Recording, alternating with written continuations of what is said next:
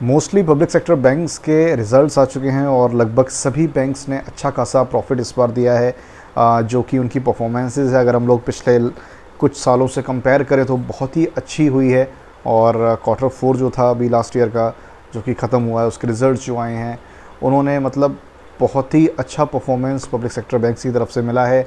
चाहे वो एसबीआई हो, यूनियन बैंक हो, bank of Maharashtra, central bank of India या कोई भी बैंक हो। हालांकि कुछ बैंक ऐसे हैं जो कि काफ़ी बड़े हैं, लेकिन वो अपने जो रेपुटेशन है उसके अकॉर्डिंग परफॉर्मेंस नहीं कर पाए, और जितना उनको ग्रोथ और प्रॉफिट देना चाहिए था उतना वो प्रॉफिट नहीं दे पाए। हालांकि इन सब के बीच एक बार फिर से प्राइवेटाइजेशन की न्यूज़ फिर से काफ़ी सारे सोशल मीडिया प्लेटफॉर्म पे वायरल होने लगी है, और कुछ मीडिया हाउसेज हैं जिन्होंने ये न्यूज़ सबसे पहले छापी थी। तो दोस्तों, वो क्या न्यूज़ है और क्या आगे चलकर गवर्नमेंट के प्राइवेटाइजेशन के प्लान हैं, इतने अच्छी परफॉर्मेंस के बाद भी, वो सारी चीज़ें आज मैं आपसे इस वीडियो में डिस्कस करने वाला हूं। तो बने रहेगा वीडियो में अंत तक मेरे साथ। नमस्कार, स्वागत है आप सभी का मेरे यूट्यूब चैनल पर। आप देख रहे हैं द बैंकर वाइन्स। उम्मीद करता हूं कि आप सभी लोग अच्छे होंगे।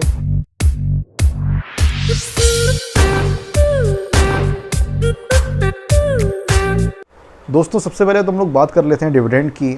जो डिविडेंड मिलने वाला है इस बार गवर्नमेंट को पब्लिक सेक्टर बैंक्स की तरफ से। एसबीआई ने लगभग 3600 करोड़ रुपए के डिविडेंड का ऐलान किया है, और जो कि एसबीआई का प्रॉफिट हुआ है उसके अकॉर्डिंग यूनियन बैंक ने लगभग 1084 करोड़ रुपए, 764 करोड़ रुपए शायद कैनरा बैंक है, और 600 करोड़ के आसपास बैंक ऑफ इंडिया का है। यूको बैंक ने अभी तक कोई भी डिसीजन नहीं लिया है डिविडेंड के ऊपर। हालांकि वो सेंट्रल बैंक यानी कि आरबीआई से के कंसर्न में है, और वो उनके फैसले के बाद ही डिविडेंड का ऐलान करेगा। बैंक ऑफ महाराष्ट्र भी बहुत जल्द जो डिविडेंड है गवर्नमेंट को जो उनको देना है उसको वो अनाउंस कर सकता है। बाकी किसी भी बैंक ने डिविडेंड का अनाउंसमेंट नहीं किया है, क्योंकि वो उनके प्रॉफिट के ऊपर मैच नहीं करते हैं। दोस्तों, अब बात ये आती है कि इतना अच्छा डिविडेंड जो मिला है पब्लिक सेक्टर बैंक्स की तरफ से गवर्नमेंट को, जो कि ग्रोथ पब्लिक सेक्टर बैंक्स ने दिखाई है, क्या इन सब के बाद भी गवर्नमेंट अब आगे चल के प्राइवेटाइजेशन के बारे में सोचेगा?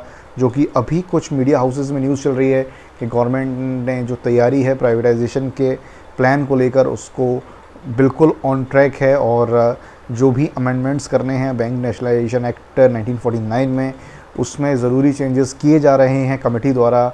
और बहुत जल्द अगर सब कुछ सही रहा और जो भी चीज़ें अभी हो रही हैं अगर वो सब टाइम पर हुई, तो आने वाले मॉनसून सेशन में बैंक प्राइवेटाइजेशन बिल पार्लियामेंट में एक बार फिर से आ सकता है। दोस्तों, आगे बढ़ने से पहले मैं कुछ बात आपसे करना चाहता हूँ। आपको पता है कि अभी कुछ दिनों पहले एक फंक्शन था, और उसमें फाइनेंस मिनिस्टर थी, आरबीआई बोर्ड के जो डायरेक्टर हैं गुरुमूर्ति, वो भी वहाँ पे मौजूद थे, और वहाँ पे थोड़ा सा विवाद हुआ था। जो आरबीआई बोर्ड के डायरेक्टर हैं गुरुमूर्ति, उन्होंने बैंक एम्प्लॉयज़ को लेकर कुछ अभद्र टिप्पणी करी थी।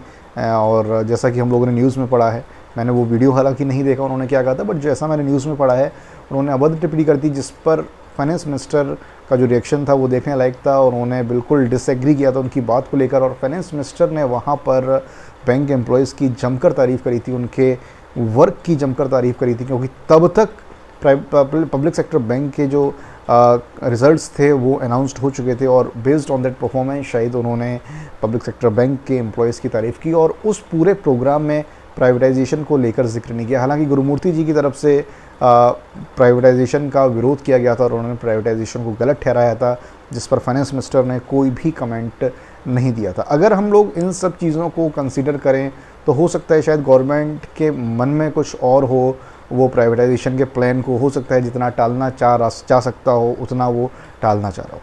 देखिए, यहाँ पर बात आती है बैंक प्राइवेटाइजेशन बिल के अमेंडमेंट की। तो दोस्तों, आपको याद होगा जो जनरल इंश्योरेंस बिल था वो लगभग 1 साल हो चुका है उसको अमेंड हुए, और आज तक गवर्नमेंट ये अनाउंस नहीं कर पाई है कि उसको किस इंश्योरेंस कंपनी का प्राइवेटाइजेशन करना है। तो दोस्तों, ऐसे में अगर हम लोग मानकर चलते हैं कि इनकेस अगर बैंक प्राइवेटाइजेशन बिल में अमेंडमेंट्स होते हैं, तो क्या ठीक उसके बाद पब्लिक सेक्टर बैंक्स के नेम अनाउंस्ड हो जाएंगे जिसको गवर्नमेंट को प्राइवेटाइज करना है? तो दोस्तों, ऐसा बिल्कुल भी नहीं होने वाला है।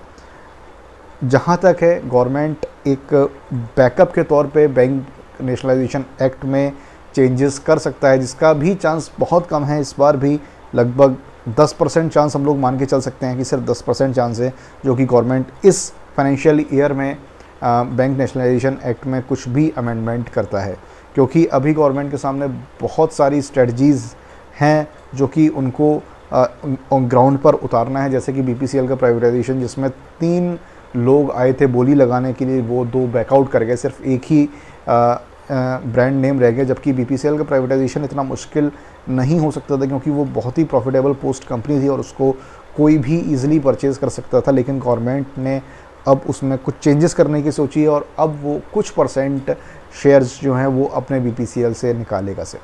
तो दोस्तों बहुत सारे हर्डल्स होते हैं प्राइवेटाइजेशन में जो कि गवर्नमेंट को पता है, क्योंकि अभी आपने देखा कि किस तरीके से IDBI का जो प्राइवेटाइजेशन है उसमें भी अभी तक कुछ भी प्रोग्रेस नहीं हुई है। जैसा कि हमें लास्ट मंथ न्यूज़ आ रही थी कि नेक्स्ट मंथ तक कोई ना कोई जो बायर है IDBI के लिए वो मिल जाएगा, लेकिन ये मंथ भी पूरा निकल गया और अभी तक IDBI को कोई भी बायर्स नहीं मिले।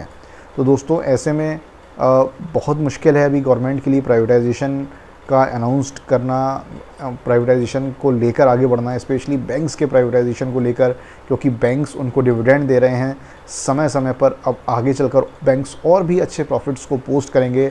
गवर्नमेंट को फंड्स एलोकेट नहीं करने हैं पब्लिक सेक्टर बैंक्स के लिए, क्योंकि जितना अच्छा प्रॉफिट हुआ है मुझे नहीं लगता है कि आगे पब्लिक सेक्टर बैंक्स को कुछ भी फंड्स की ज़रूरत पड़ेगी और पब्लिक सेक्टर बैंक्स बॉन्ड्स के ज़रिए फंड्स मार्केट से ऑटोमेटिकली अपने लिए जुटा भी रहे हैं। तो इस सब चीज़ों को अगर देखा जाए तो शायद पब्लिक सेक्टर बैंक्स जो हैं वो गवर्नमेंट की इकनॉमी की मजबूती के लिए आने वाले समय में एक सोने की मुर्गी हो सकते हैं, जो कि समय समय पर उनको क्राइसिस में हेल्प कर सकते हैं, जैसा कि अभी हो रहा है डिविडेंड के ज़रिए। जब गवर्नमेंट को फंड्स की बहुत ज़्यादा ज़रूरत है तो उनको डिविडेंड का ऐलान पब्लिक सेक्टर बैंक्स के द्वारा किया गया है। दोस्तों एक रिसेंट न्यूज़ ये भी थी कि जो इंडियन ओवरसीज़ बैंक के MD CEO हैं उन्होंने कहा था कि अभी तक गवर्नमेंट ने उनको प्राइवेटाइजेशन के लिए अप्रोच नहीं किया है और उनको कहीं से दूर दूर तक भी कोई भनक नहीं है कि आने वाले समय में इंडियन ओवरसीज़ बैंक का प्राइवेटाइजेशन होगा। तो दोस्तों ये सारी चीज़ें हैं जो अभी मीडिया में चल रही हैं प्राइवेटाइजेशन को लेकर। लोग अलग अलग तरह तरह की बातें कर रहे हैं और स्पेशली मेरे पास काफ़ी सारे लोगों के मैसेजेस आए कि एक बार फिर से न्यूज़ वायरल हो रही है प्राइवेटाइजेशन को लेकर। और मैं भी जहाँ पर भी कोई भी सोशल मीडिया प्लेटफॉर्म खोल रहा हूँ या फिर गूगल भी चला रहा हूँ तो वहाँ पर भी कहीं ना कहीं कोई आर्टिकल आ रहा है रिसेंटली जो कि प्राइवेटाइजेशन को लेकर है। तो दोस्तों ये सारी चीज़ें हैं और अभी हम लोग प्राइवेटाइजेशन पर कुछ भी नहीं कह सकते हैं जब तक कि ऑफिशियल कुछ ना कुछ कंफर्मेशन हम लोगों को ना मिल जाए। तो बाकी जो भी लोग अभी तैयारियां कर रहे हैं उनसे मैं यही कहूँगा कि आप लोग तैयारी करिए, क्योंकि IBPS का शेड्यूल भी अनाउंस हो चुका है और बहुत जल्द IBPS के एग्ज़ाम्स आने वाले हैं। तो आप लोगों के लिए एक अच्छा मौका है IBPS एग्ज़ाम्स को क्रैक करने का, तो आप लोग तैयारी करिए बिना किसी फियर के दोस्तों। तो आज की वीडियो में इतना ही। उम्मीद करता हूँ आपको वीडियो पसंद आई होगी दोस्तों। अगर आप चैनल पर नए हैं तो चैनल को सब्सक्राइब करना मत भूलिएगा, बेल आइकन को प्रेस करिएगा और वीडियो को लाइक ज़रूर करिएगा। मिलता हूँ आपसे अपने अगले वीडियो में, अपना ध्यान रखिएगा। Thank you so much for watching my video.